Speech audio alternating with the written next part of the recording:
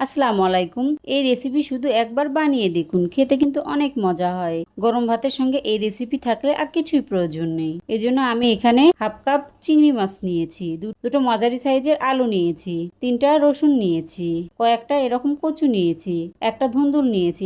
আমি এগুলো ভালো করে কেটে ধুয়ে পরিষ্কার করে নিয়েছি। হাফ কাপ পেঁয়াজ কুচি নিয়েছি, 8 থেকে 10টি মরিচ। একটি প্যানে সবগুলো একে একে দিয়ে নিলাম। 1 চামচ হলুদের গুঁড়া, 1 চামচ লবণ, হাফ চামচ জিরার গুঁড়া, সামান্য একটু আদা রসুন বাটা, 1/3 কাপ তেল দিয়ে দিলাম। দিয়ে ভালো করে এভাবে হাত দিয়ে একটু মেখে নিলাম। এবার রসুনগুলো দিয়ে দিলাম, দিয়ে হালকা একটু নেড়ে চেড়ে নিলাম। এবার চিংড়ি মাছগুলো দিয়ে দিলাম, মেখে নিলাম। এবার এর ভিতরে কাপ করে 1 কাপ পানি দিয়ে দিলাম। এবার ঢাকনা দিয়ে ঢেকে চুলাতে বসিয়ে দিলাম। পুরোপুরি পানিগুলো শুকিয়ে যাওয়া পর্যন্ত জাল করে নিব।